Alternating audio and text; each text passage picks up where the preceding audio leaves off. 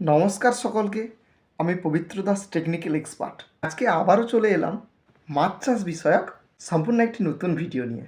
মাছ চাষের বিভিন্ন বিষয়গুলো ইউটিউব চ্যানেলের মাধ্যমে আমি সকল চাষি বন্ধুদের কাছে তুলে ধরবার চেষ্টা করেছি। পূর্ববর্তী ভিডিওগুলোতে আমি বিশেষ কয়েকটি সমস্যা এবং তার সমাধান নিয়ে আলোচনা করেছিলাম। বন্ধুরা, আমি সবসময় চেষ্টা করে থাকি রেগুলার বেসিক বিভিন্ন কালচার রিলেটেড ভিডিও আপলোড করার। আজকের ভিডিওটি খুব একটি ইন্টারেস্টিং সাবজেক্ট নিয়ে। বহু চাষি বন্ধুগণ অলরেডি আমাকে কন্ট্যাক্ট করে জানিয়েছিলেন, স্যার একটা বটম ক্লিন রিলেটেড ভিডিও দিন। আমাদের পুকুরের দূষিত মাটি থেকে পরিত্রাণ পেয়ে নতুন করে কালচার স্টার্ট করব, যে কোনো বাধাবিঘ্ন ছাড়াই। বন্ধুরা, এটা কোনো নতুন ব্যাপার নয়। আপনারা খুব মনোযোগ সহকারে শুনলে আপনাদের কাছে এটা খুব সহজ বলেই মনে হবে। আমাদের দেশে যে মাছ চাষ ছিল সেটা প্রথাগত মাছ চাষ, অর্থাৎ ট্র্যাডিশনাল ফার্মিং। আজ থেকে বহু বছর আগে, অর্থাৎ 50 থেকে 60 বছর বা তার বেশি আগে থেকেই সমস্ত পুকুরে এই প্রথা প্রচলিত ছিল, অর্থাৎ বাবা ঠাকুরদাদের সময় থেকে চলে আসছে। পুকুরে জল ভর্তি হলেই চারা ছেড়ে দেওয়া হতো। ওই চারাগুলো প্রাকৃতিক খাদ্য খেয়ে, ফাইটোপ্লাঙ্কটন এবং জুপ্লাঙ্কটন খেয়ে বড় হতো। উক্ত পুকুরগুলোতে মাছের সংখ্যা কম ছিল, স্টকিং ডেন্সিটি খুব অল্প পরিমাণ ছিল বলা যায়। একটা নর্মাল উদাহরণ হিসেবে বলা যায়, প্রতি হেক্টরে 500 কেজি করে মাছ উৎপাদন হতো। পুরো কালচারটাই ছিল প্রকৃতি নির্ভর। যে কোনো রেডিমেড ফিড ছাড়াই প্লাঙ্কটনের উপর ডিপেন্ড করে মাছগুলো বড় হয়ে উঠত। বন্ধুরা, এখনও আমরা বাপ কাকাদের মুখে মুখে শুনতে পাই আগের মাছগুলো খুব টেস্ট হতো, কিন্তু এখনকার খাবার দেওয়া মাছ কোনো টেস্ট নেই বা স্বাদ পাওয়া যায় না। কিন্তু দিন পাল্টেছে, দিন পাল্টানোর সাথে সাথে মার্কেটের চাহিদাও প্রচুর হয়েছে। সেই কারণে খাদ্য প্রদান করে মাছগুলোকে বড় করে বাজারজাত করা হয়।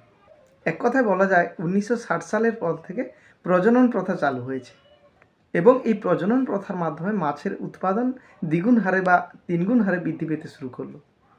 যেহেতু উৎপাদন বৃদ্ধি হচ্ছে, অল্প জায়গার উপর বেশি মাছ ছাড়া হয়েছে, তো তার জন্য কি হচ্ছে, আমাদের একটা পরিপূরক খাদ্য প্রদান করতে হয়েছে। গমের গুঁড়ো, সর্ষে খোল ইত্যাদি দিয়ে বানানো একটি খাদ্য, যেটা মাছের পরিপূরক খাদ্য হিসাবে ভীষণ জরুরি।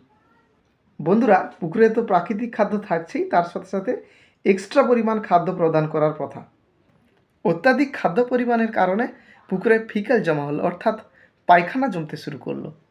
বন্ধুরা, আপনারা অনেকেই জানেন যে 1960 শতকের আগে মাছ চাষের উপযোগী পুকুরগুলো খনন করা হতো এবং জল ভর্তি হলেই মাছ ছাড়া হতো।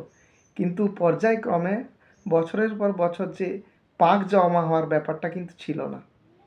এই 1960 সালের পরে যখন কম্পোজিটিভ ফিশ কালচার শুরু হলো, প্রথমে সরকারি স্কিম আসলো পুকুর খনন করার।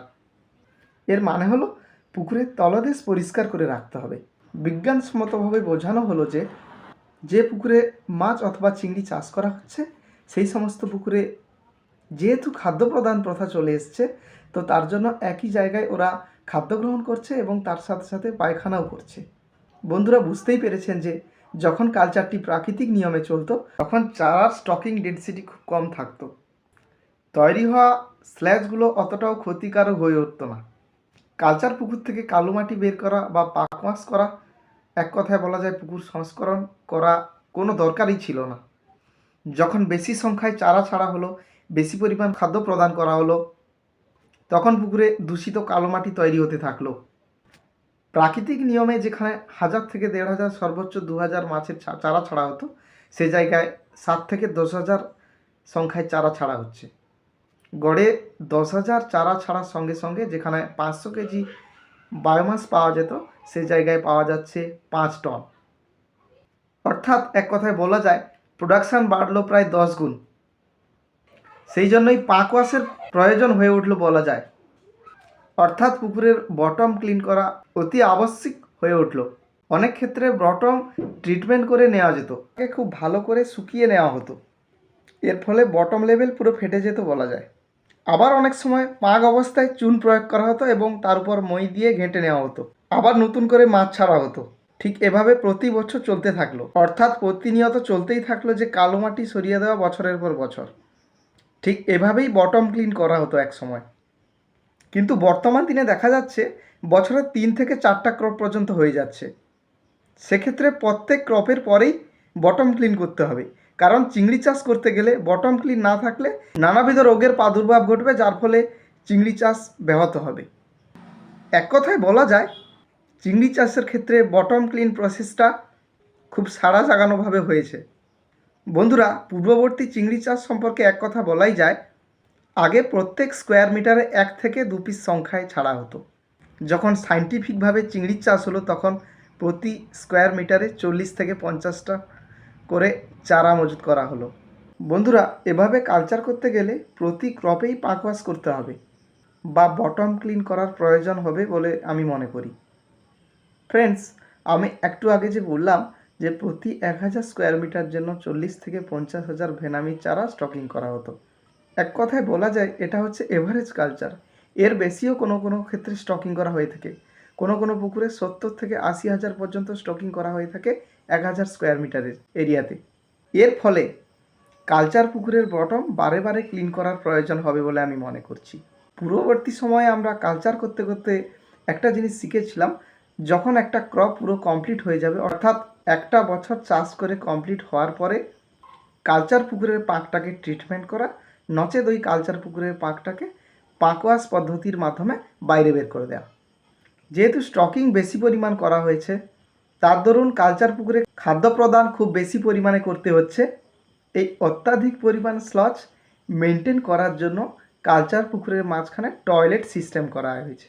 কালচার চলাকালীন যে স্লজ ক্রিয়েট হবে ওই ক্রিয়েটটাকে পুকুরের মাঝখানে মজুত করা, পুরো পন্ড ইকোসিস্টেমটাকে মেনটেন করা, এবং এই টয়লেট সিস্টেমের মাধ্যমে আমরা খুব ইজিলি দূষিত স্লজগুলোকে পাম্পের মাধ্যমে পুকুরের বাইরে বার করে দিতে পারি।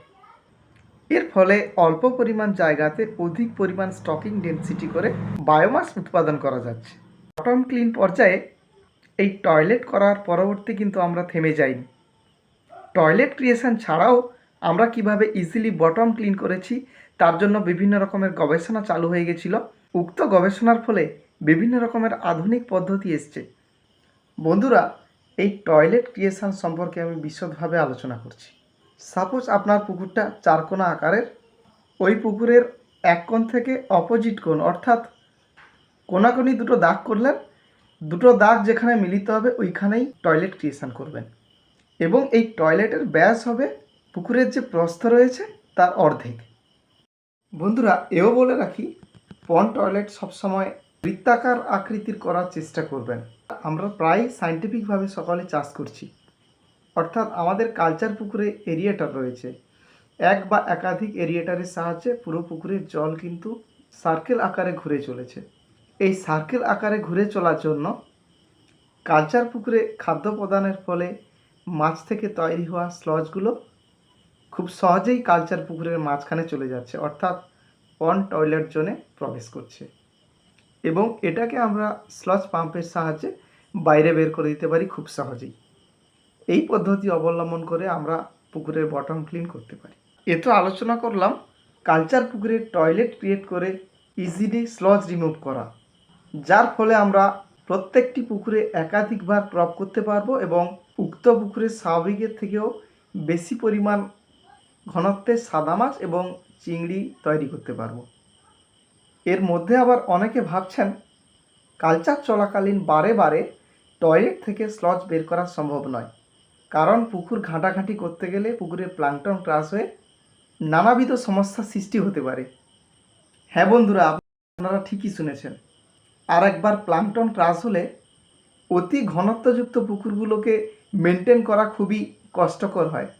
এক কথায় বলা যায় কোনোভাবেই কিন্তু রিকভার করাও সম্ভব নাও হতে পারে। তাই আমি বলবো কালচার চলাকালীন বারে বারে টয়লেট ক্লিন না করে মাটির সমস্যা থেকে রক্ষা পাওয়ার জন্য প্রতি সপ্তাহে একবার অন্তত জিওলাইট পাউডার বালির সাথে মিশিয়ে সারা পুকুরে ছড়িয়ে দিন। তৎসঙ্গে বন্ধুরা, আমাদের একটি বিশেষ দিকে নজর রাখতে হবে, সেটি হলো আমাদের কালচার পুকুরটি কোনোভাবে যেন অ্যামোনিয়া নাইট্রেট, H2S এই প্রকার গ্যাসের আধিক্য যেন না ঘটে।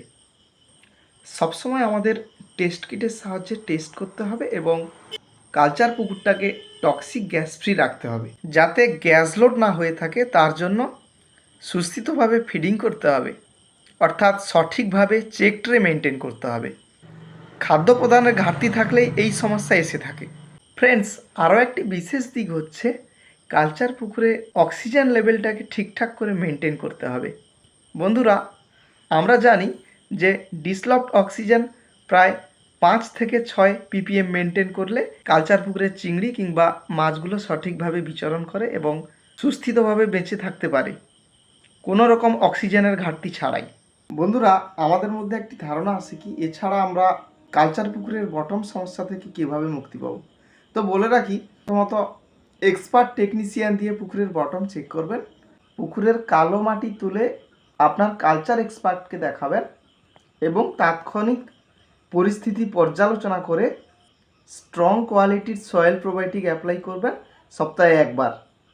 তবে এই সয়েল প্রোবায়োটিক ব্যবহার করার সময় সবসময় মনে রাখবেন ওয়েদারটা যেন শাইনি থাকে। ঝড় বৃষ্টি হলে বা উপযুক্ত রোদ না থাকলে ওই সয়েল প্রোবায়োটিকের কাজ আমরা ঠিকমতো পাবো না বললেই চলে। এছাড়াও হাই ডেনসিটি কালচার করতে গেলে প্রতি 7 থেকে 10 দিন অন্তর বটম ক্লিনার প্রোডাক্ট অ্যাপ্লাই করুন। এই বটম ক্লিনার মেডিসিনগুলো শাইনি ওয়েদার দেখে নদীর বালির সাথে ভালো করে মিক্স করে এরিয়েশন বন্ধ থাকাকালীন কালচার পুকুরের ফিডিং বেড বরাবর ভালোভাবে ছড়িয়ে দিন। স্থিতি পর্যালোচনা করে আমরা যে কোনো ধরনের লিকুইড প্রোবায়োটিক অ্যাপ্লাই করতেই পারি। এবার লিকুইড প্রোবায়োটিক বলতে পিএসের কথা প্রথমে আসে। ফ্রেন্ডস, কার্যকারিতা দেখে পিএস নির্বাচন করবেন। এর মধ্যে রোডোকক্কাস রোডোব্যাক্টর সয়েল বেনিফিশিয়াল ব্যাকটেরিয়া রয়েছে, যা মাটির মধ্যে অবস্থিত এনিমি ব্যাকটেরিয়াগুলোকে দমন করে রাখবে।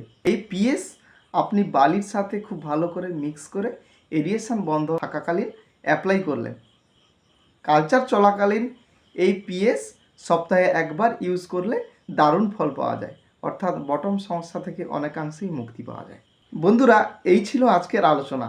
আমি আবারও একবার বলে রাখি, এই বটম ক্লিন রিলেটেড যে কোনো বিষয় জানতে সরাসরি আপনারা আমার সাথে যোগাযোগ করুন। প্রত্যেকটি ভিডিওর শেষে আমি আমার কন্ট্যাক্ট নাম্বার দিয়ে থাকি। সকল অডিয়েন্সদের কাছে আমি একান্তই অনুরোধ করছি, যারা আমার চ্যানেলটি সাবস্ক্রাইব করেননি তারা প্লিজ আমার চ্যানেলটি সাবস্ক্রাইব করে নিন এবং বেল বাটনটি প্রেস করে নোটিফিকেশান অল করে দিন।